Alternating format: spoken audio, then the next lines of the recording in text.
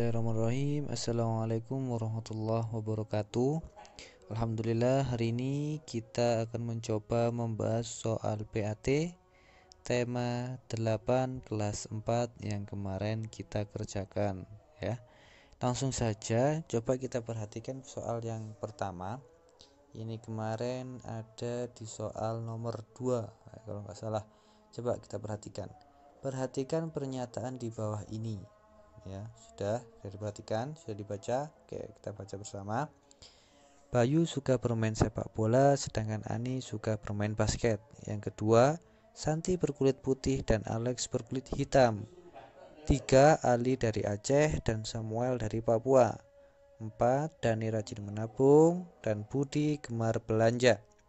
Kemudian yang kelima, berat badan Budiman 35 kilo dan berat badan Buryono 40 kilo. Dari pernyataan di atas yang menunjukkan keragaman fisik ya.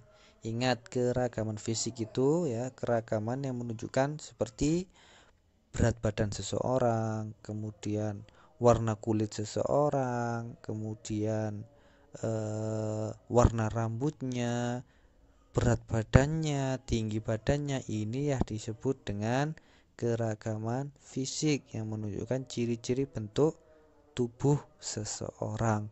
Inilah keragaman fisik. Oke, dari kelima pernyataan ini sudah sangat jelas yang menunjukkan keragaman fisik adalah A. Benar ya, A, nomor 2 dan nomor 5. Coba kita kembali ke nomor 2 dan 5.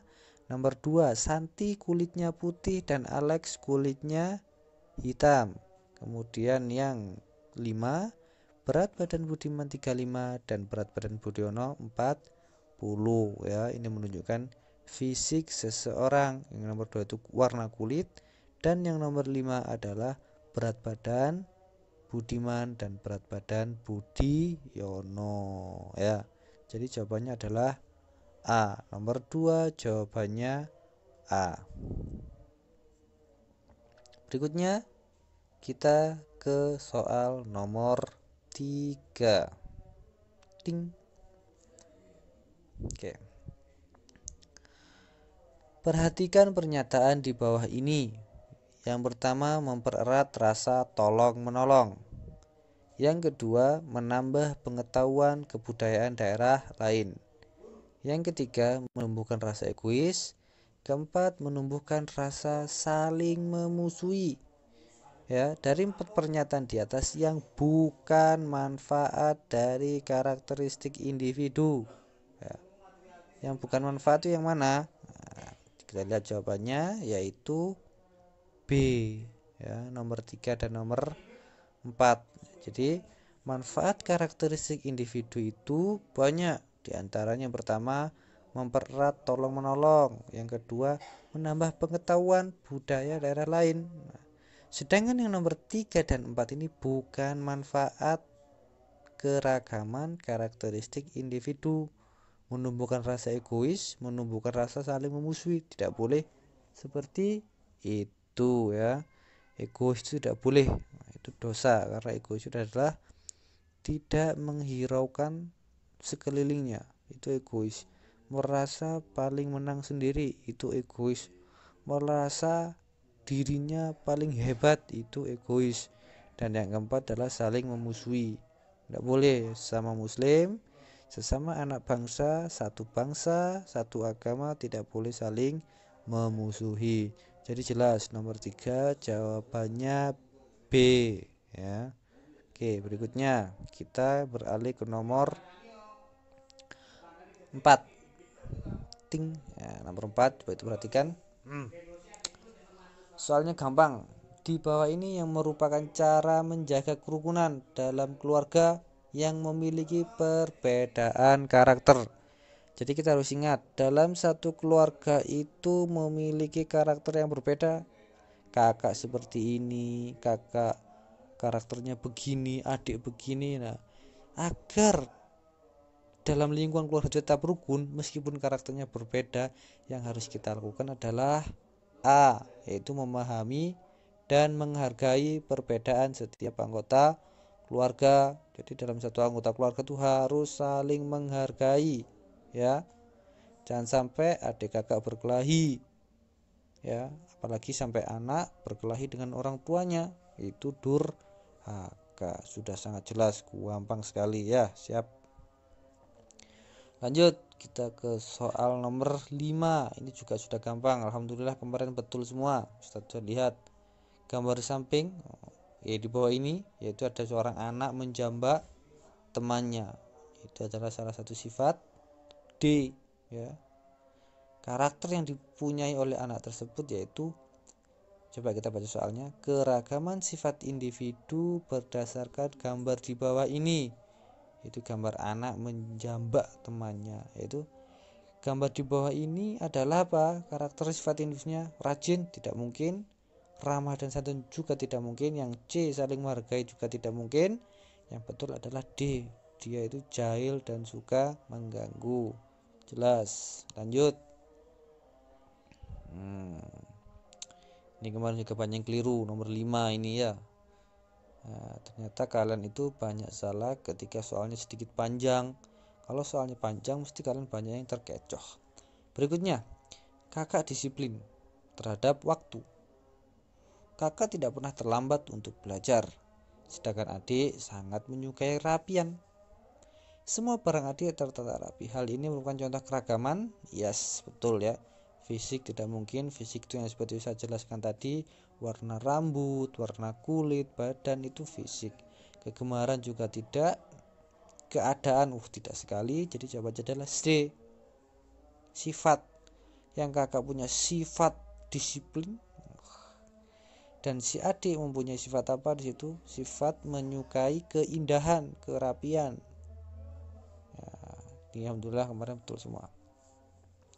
Berikutnya kita ke nomor 7. Ini gampang sekali. Udah banyak yang betul. Sekarang kita ke nomor 8. Berikutnya kita ke soal bahasa Indonesia. Soal nomor 9. Setiap daerah memiliki cerita rakyat yang menjadi ciri khas daerahnya. Cerita rakyat termasuk satu jenis teks fiksi. Teks cerita fiksi yaitu, perhatikan, teks cerita fiksi adalah A. Cerita yang berdasarkan kenyataan, B. Cerita yang mengandung sejarah di masa lalu, C. Cerita yang berisi khayalan yang tidak berdasarkan kenyataan, atau D. Cerita tentang biografi seseorang. Baik, coba kita kembali.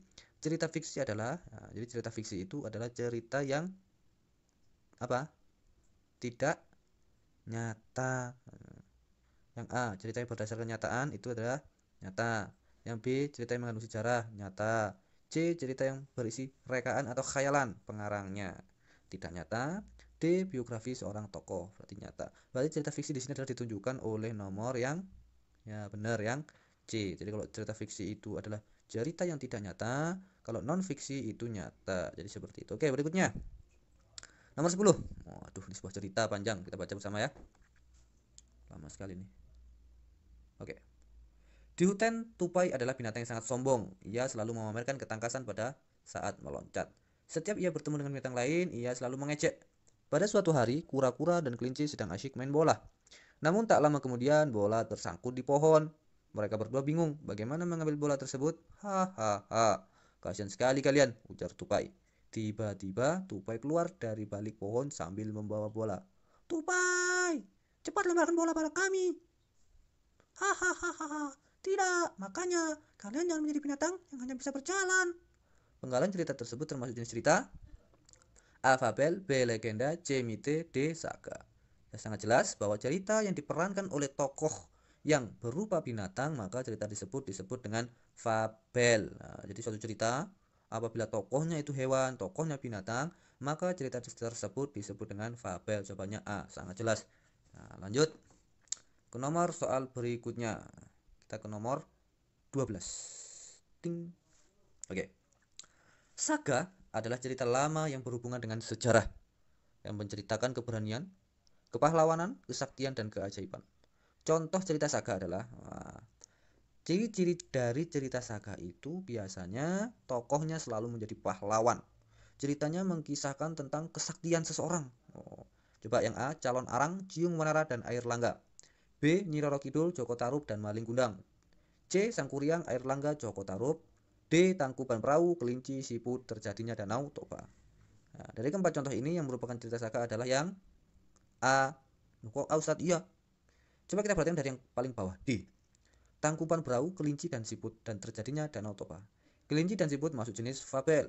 Danau Toba masuk jenis legenda. Yang C. Sangkuriang, Airlangga, dan Joko Tarub. Wah, ini juga masuk dalam cerita Sangkuriang, ini masuk cerita legenda karena cerita tentang terjadinya Tangkuban Perahu. Kemudian yang B. Nyi Roro Kidul. Wah, Nyi Roro Kidul ini adalah mitos penunggu laut selatan, katanya begitu. Nah, kan nggak bisa dibuktikan dan bersifat gaib, maka Nyi Roro Kidul ini disebut dengan mitos. Jadi jawabannya adalah A. Calon Arang, Cimonara, Erlangga ini sudah seorang kesatria di zaman kerajaan dulu. Jelas jawabannya A. Lanjut. Sekarang kita ke nomor 13. Masih bahasa Indonesia. Allah menciptakan manusia dengan fitrah yang baik. Namun, dalam perjalanan kehidupannya dengan memberi kepentingan dan godaan, sebagian manusia ada yang mempunyai watak buruk. Watak buruk pada sebuah cerita disebut dengan gampang. Bisa jelas jawabannya adalah antagonis. Kalau B protagonis itu baik ya. Kalau tritagonis di tengah-tengah. Ya. Jawabannya A, jelas ya. Ya, lawan kata antagonis adalah protagonis. Antagonis tokoh jahat, protagonis tokoh yang baik. Oke, berikutnya. Kita ke mana ini? Ke nomor 15. Sepertinya masih bahasa Indonesia ini. Oke. Ahmad, anak yang baik. Ia selalu suka menolong. Suatu hari, di gerbang sekolah, Ahmad melihat seorang kakek tua berjualan keripik. Kakek tersebut terlihat lesu dan sedih. Ahmad segera membeli dagangan kakek, kemudian keripik tersebut dimakan bareng teman-temannya. Tak lupa Ahmad pun ikut menawarkan keripik dagangan kakek kepada guru di sekolah. Tokoh utama pada cerita tersebut adalah gampang ya. Jelas jawabannya B. Tokoh utama. Kakek tidak. Teman-teman bukan, guru juga bukan. Jadi jelas jawabannya adalah B. Tokoh utama. Saya rasa sangat gampang mencari tokoh utama dalam suatu cerita. Oke, next berikutnya. Nah, kita sudah mulai ke IPS. Coba halaman 16 kemarin. Ini sudah sering Ustadz ulang, baik PTS maupun ulangan harian. Kegiatan ekonomi adalah kegiatan yang dilakukan oleh manusia untuk mendapatkan penghasilan dengan tujuan mencapai kesejahteraan dalam hidupnya. Berikut ini yang merupakan kegiatan ekonomi: produksi, distribusi, konsumsi, produksi, manipulasi, oposisi, produksi, distribusi, reinkarnasi, D. Produksi, transmigrasi, konsumsi. Apa jawabannya? Tidak jelas ya, gampang sekali. Kegiatan ekonomi ada apa contohnya? Produksi, distribusi, konsumsi. Berarti jawabannya A. Ya, jawabannya adalah A. Oke, berikutnya. Nomor 17. Setiap daerah memiliki kegiatan ekonomi yang berbeda yang disebabkan oleh kondisi alam dan aktivitas masyarakat. Jenis pekerjaan yang banyak dilakukan di wilayah dataran tinggi apa? Dataran tinggi itu biasanya tukang perkebunan. Ya, ini jawabannya A. Karyawan pabrik di perkotaan, nelayan di laut, pekerja kantor juga di perkotaan. Jelas ya, gampang, jawabannya adalah A. Oke, next berikutnya. Nomor 19. Ting. Gambar di bawah ini adalah kegiatan dalam bentuk apa? Distribusi, karena dia menyalurkan. Kalau konsumsi itu menikmati, ya. Kemudian yang C produksi itu membuat. Kalau D asuransi, nah, itu jaminan. Ini enggak ada sebenarnya di pembelajaran kita. Nah, ini ketemu nanti di pelajaran ekonomi kalau ada kalian kelas SMP nanti. Ya. Jadi gambar di bawah itu adalah distribusi. Oh, jadi dia menyalurkan barang dari produsen kepada konsumen. Jadi pekerjaannya ngantar, dia didistribusikan. Orang yang melakukan distribusi disebut distributor. Oke, lanjut. Berikutnya kita ke nomor nah 22. Ini kemarin juga banyak yang hampir salah. Usaha yang dilakukan untuk mengambil mineral-mineral yang bermanfaat dari dalam perut bumi untuk kebaikan dan kesejahteraan manusia disebut ya, dari dalam perut bumi. Sesuatu kalau diambil dari dalam perut bumi maka disebut dengan pertambangan. Jawabannya B. Kalau perkebunan kan enggak, ada di dataran tinggi. Perniagaan ada di dataran rendah.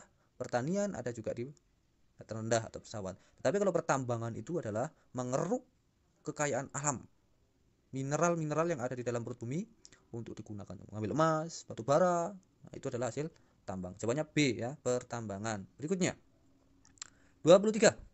Kita sudah masuk IPA. Pada saat kita menarik atau mendorong benda, maka kita titik-titik pada benda. Apa? Kalau kita menarik atau mendorong benda, maka kita itu apa?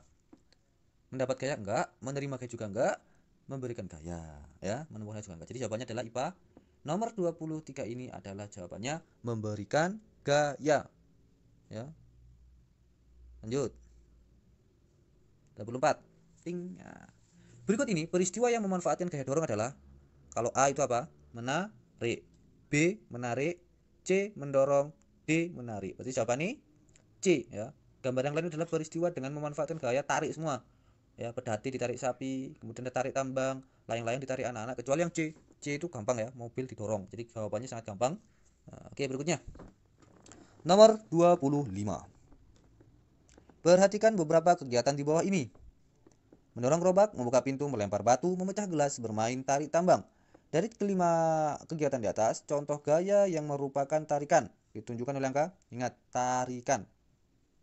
Apa? Jawabannya adalah A. Kok A, Ustaz? Ya, A itu nomor 2 dan 5. Membuka pintu, ditarik. Kemudian nomor 5, bermain tarik tambang. Jelas ya, tarik tambang itu kan tarik-tarikan.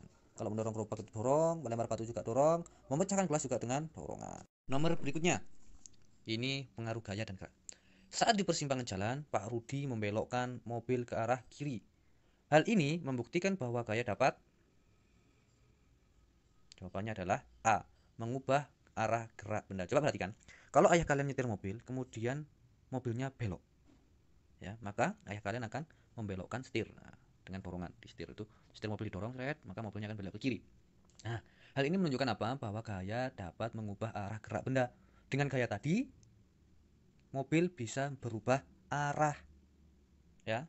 Mobil tadi jalan lurus, tiba-tiba ayah kalian membelokkan mobil tersebut, nah, dengan setirnya itu maka mobil itu berbelok ke kiri. Maka jawabannya adalah A. Mengubah arah gerak benda. Paham ya? Oke, berikutnya. Nomor 27. Itu gambar apa? Ya, orang sedang mencari air dalam sumur. Hubungan gaya dan gerak benda pada kegiatan di atas adalah hubungannya apa? Perhatikan, orang mengambil air dalam air itu ditarik atau didorong? Ditarik, berarti gaya tarik. Gaya tarik menjadikan apa? Gaya tarik menjadikan ember apa? Gaya tarik menjadikan ember yang dia menjadi bergerak ke atas. Jawabannya B, ya. Perhatikan. Nah, yang B, hubungan gaya gerak benda pada kegiatan di atas adalah, jadi ketika kalian menggunakan gaya tarik, maka dengan tarikan tersebut embernya bergerak ke atas. Jawabannya B. Oke, paham. Berikutnya. Nomor 29. Gambar apa? Ketapel.